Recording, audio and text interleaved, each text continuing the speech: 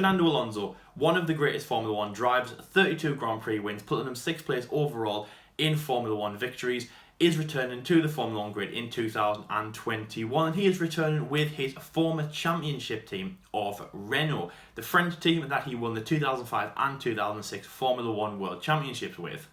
The Spanish driver, who is regarded as possibly one of the best in Formula 1, definitely divided opinions in his long and turbulent time in F1. Now, it started all the way back at the eve of the 21st century, being with some good teams, of course, including his 2005 and 2006 run at the French team Renault Sport, beating out Michael Schumacher on the eve of the V10 era to win the titles, and of course becoming the youngest world driver to win a Grand Prix since Bruce McLaren all the way back in the 1960s. He went to McLaren in 2007, involved with the Spygate scandal, and then went to Renault, and 2 years later was involved in the Crashgate scandal. Going to Ferrari, it was looking good for the Spaniard, of course, most likely known for his 2012 battles with Sebastian Vettel. Of course, the last round showdown in Interlagos, both drivers going for 3 world championships. Seb came out the victor, but Fernando was definitely remembered as giving him a great fight. Towards the end of his career, he was at McLaren Honda for a few years. Now, again, even though the Honda power unit wasn't good for McLaren and Fernando did not get some good results, it still was a good time for McLaren and, of course, brought a lot of fans, older fans and a lot of Fernando fans to the Woking-based team. That Honda power unit just, of course, not giving them what they needed. Fernando then left the sport in hopes to pursue the Triple Crown, which of course has only been achieved by one driver, British driver Graham Hill.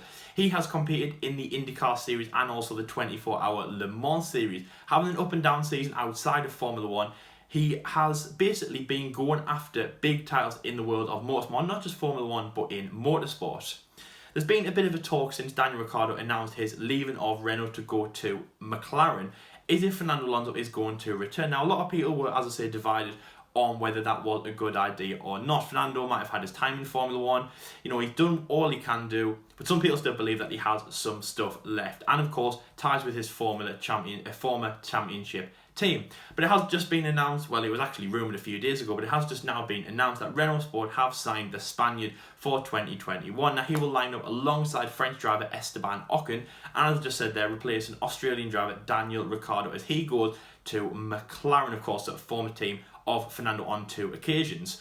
Of course, Daniel Ricciardo going to McLaren replaces Fernando's fellow countryman Carlos Sainz as he goes to Fernando's former team of Ferrari. So it's kind of a bit of a, everyone knows that kind of move. Fernando drove for McLaren. He also drove for Renault and Ferrari. Carlos, of course, drove for Renault, McLaren and Ferrari. So, as I say, a little bit of a tie there. And, of course, both being from Spain, fellow countrymen and, of course, good friends. And Carlos looked up to Fernando, back in the day when he was getting into Formula 1.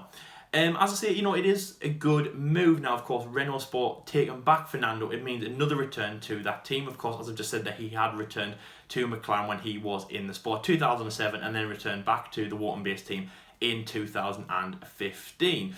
As I say, it has divided a lot of opinions. A lot of people think that it was a good move for Fernando to go there, and of course Cyril and people behind the scenes at Renault Sport have made a good decision, and Esteban is going to have a good teammate. A lot of people thinking that it isn't possibly the best move for Fernando, of course, a driver who is a lot older. He has had experience in Formula 1, but being in Formula 1 over a decade, he looks like he has kind of, done everything he can in Formula 1.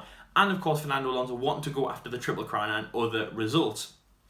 He went to IndyCar while he was still in Formula 1 a few years ago. Now, that didn't end up well. He drove for the American team, of course, with links with McLaren Andretti, of course, set up by former US world champion, the only US world champion, Mario Andretti. That didn't end well.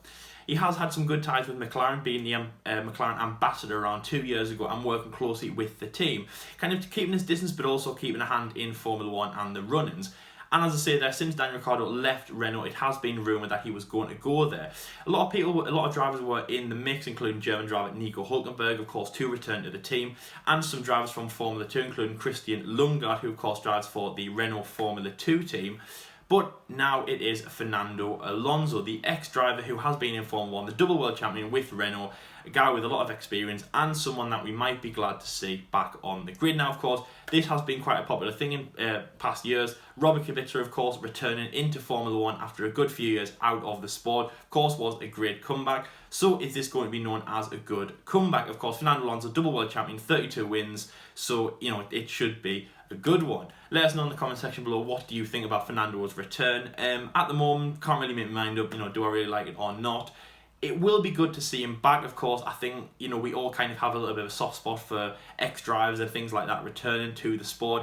And of course, I've just said that Fernando is returning to his old team of Renault, but not just an old team like when he returned to McLaren. He is returning to the team which won him 2 consecutive and the only World Championships he has won. And of course, a good, remembrance in Renault's history. Of course, come back into the season a few years ago, turbulent times, midfield battles, and of course, trying to shake off what happened with Flavio Briatore in 2009 and Crashgate. So it should be good, and maybe he can iron out some problems that he had back in his career. As I say, let us know, do you think Fernando Alonso returning into Formula 1 is a good decision? He will be back on the grid next year alongside French driver Esteban Ocon, replacing Daniel Ricciardo in that French team. It will be good. It will be good to see him. I think, as I said there, it will be good to see Fernando back on the grid. And yeah, it looks good. But the last thing we've got to mention is Sebastian Vettel. There is now no seat he can take. Well, at the moment, there is no seat he can take. Now, of course, drivers can get moved, drivers can get taken out of their contracts. I imagine a lot of teams would possibly, consider, scrapping contracts if Sebastian was, in the mix. Of course, he is what you'd think is like a free agent kind of thing. He's out of his contract with Ferrari after 2020. It looks like the German driver will retire. And like we sat here this time last year talking about Nico Hülkenberg, it looks like Sebastian is out of luck. One of the hottest seats, and basically the only seat we thought Sebastian could fill. Midfield, of course, going into, try and fight for top positions. And of course, that's the only reason he wants to stay in Formula 1, is now gone. The man who actually he replaced at Ferrari, Fernando Alonso, has now taken that seat. So Sebastian looks like he is out of luck. Mein Gott, muss sein. It's not good for Seb. So again, let me know what you think about Sebastian Vettel. Of course, we'll be talking a lot about that in the next few weeks. It's good to get Formula 1 back, of course. Renault having a bit of a turbulent time in Austria, so let me know about what you thought about that. And what is Fernando getting himself back into the mix for? How will they do? And of course, their partnership, young and old, Fernando and Esteban, how will that go around in that team? A team that looks like Esteban is the leader of. So thank you very much for watching this breaking news video. Of course, we have a lot more content coming your way. If you do like what you see around here, please like and subscribe. We'll be covering Sebastian, we'll be covering Fernando, Esteban, and of course Renault Sport going through the 2020 Formula 1 season. And until next time, we'll see you later.